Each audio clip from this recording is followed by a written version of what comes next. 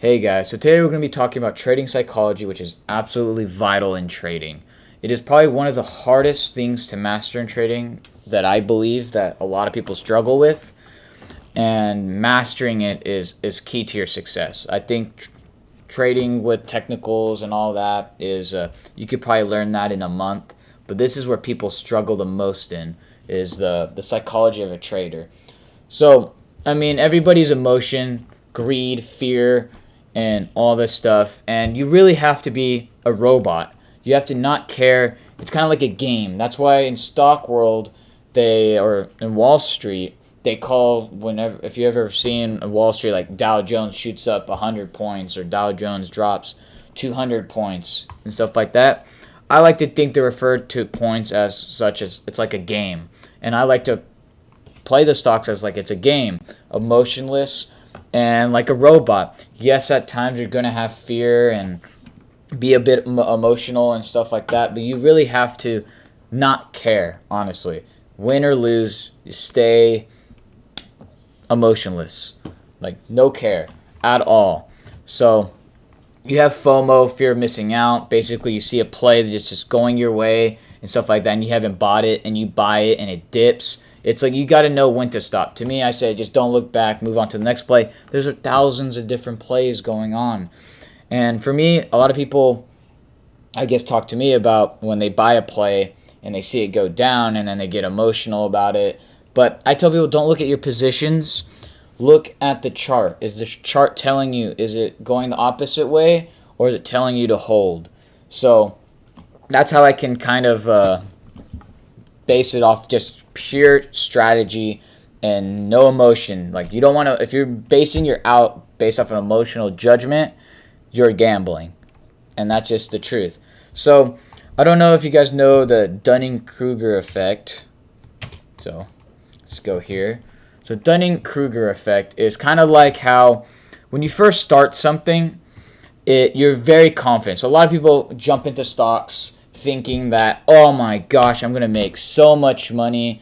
And that is not true, right? The first year or however long it takes is called in like a tuition year in a way, right? You're going to be losing, you're going to be learning, and people realize that. So then their confidence level drops. It's kind of like when anybody starts anything new, they realize it's harder than they thought.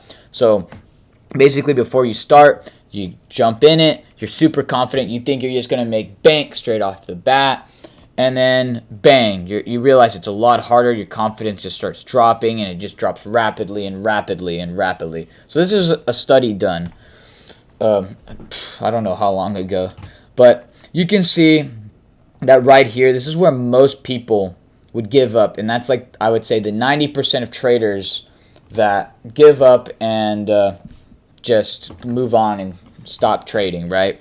So their confidence is kind of low. It's kind of like at almost the halfway mark. So it's either people just keep going or people just give up and just move. But people realize you start to gain more confidence in yourself. You don't gain maximum confidence at the 100%, almost 100% confidence, because you don't want to be too confident or too cocky, right? The market doesn't owe you anything. The market doesn't. So you get where you're confident in yourself, but at the same time, you're still cautious. You know that the market's not always going to go your way, that type of thing. So it's kind of like the road trip of your stock journey, right? You're super confident. All of a sudden, you realize it's harder than you thought, and it gets really hard. You're struggling, you're losing, and blah, blah, blah. So you can see right here, most people would give up around here, but then if you keep persisting, you can see people start, you'll start to gain confidence, you start to learn, and you realize, like, if you basically, when you become here, you're basically like, I got this, but it's complicated. Like, you still take losses, you've accepted your losses, but you're more profitable in a way. So I would say a lot of people that are struggling are probably around here. Right around here. People that are somewhat still struggling, but they're starting to really understand this is right here. For me, everything, like once it just clicks all of a sudden, and it does, the more you do it, I mean, you just know, like you'll know when you're here, basically. So psychology is super important, probably one of the hardest. And I like to make examples of buying something, right? Because if I buy a pair of shoes for $200, right, my $200 are gone, right? A lot of people aren't crying about their $200 gone because they bought the shoes and so forth, right? But you can sell the shoes back. You can sell the shoes and maybe sell it for $150, right? You get $150 back for the shoes. Most people are probably happy about it. They don't think about the $50 loss they took on those shoes. It's the same way, kind of like with options in a way, where you just have to just think of it as a purchase. It's not you put your $500 or however much in your trading account. That is gone. Okay, it's not your money until it's in your account at all. So money is gone, right? Now it's like you're purchasing a game in a way, right? You purchased a game for $500, $1,000. I know that might be a very expensive game, but you put $500 into this game, right? That's really it. A lot of people spend, that I know, thousands of dollars or $500 in like in-game purchases on stuff, but you put $500, it's gone. It's not yours, right? Whatever you take out, it could be $450, it could like back or something like that. You netted 50, whatever. You shouldn't care. You shouldn't care, and that's the thing. You shouldn't be watching how much you're I mean, it's important how much you're making, but you shouldn't be focusing. You should be working on your craft, working on your technicals and everything, figuring out your strategy that works for you. Because I do believe every strategy works differently per person.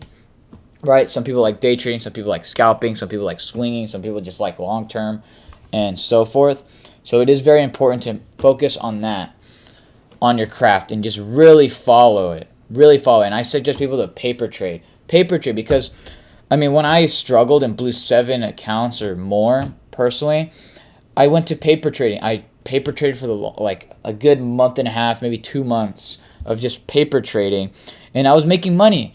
And then it clicked in my head. It's like, what is holding me back, right? What is holding me back from being profitable? And that's my emotions. Me not following through my plays that I like, my strategy, me cutting too soon, me buying too early, stuff like that, because I'm being too emotional, right? And it clicks. And all of a sudden, why can't I just keep doing exactly the same thing and then go do it with real money? But think of it as paper money, because people do good at paper money, but when it comes to the real money, they struggle. So that is my loop on psychology, and how you can handle it is kind of like just focus on the stocks, right? Don't look too much at positions. It is important to keep looking here and there on your position, but I think people sometimes focus too much on how much up they're down and up, or how much they're up or down. If you have a stop loss, take a peek here and there, or set your stop losses.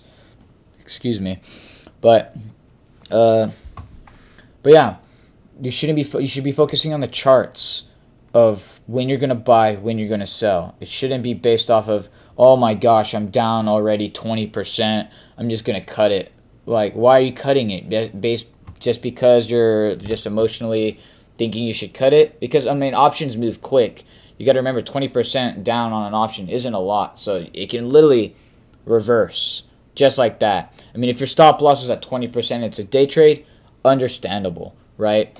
Because you're following your game plan. You literally have to have a reasoning. If it's following your game plan, okay, but if it's just based off emotions, then that's what you kind of realize. And it's just a constant thing that you got to go through, and it's kind of like an experience type thing. So this is kind of showing you the experience level. So it's like the more experience you get, that's really how you can develop this concrete psychology. And you'll never be at the 100%, and that's just the truth, because you realize that you can never be too confident in a play or have too much confidence.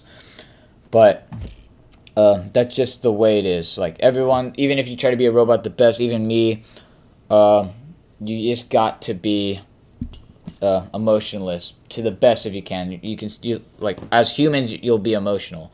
You got to avoid greed. Don't be greedy. Take what the market gets. I hate when people come to me and say, I want to make this much by this time frame. No, that's not how you should do it. You should just go with the flow.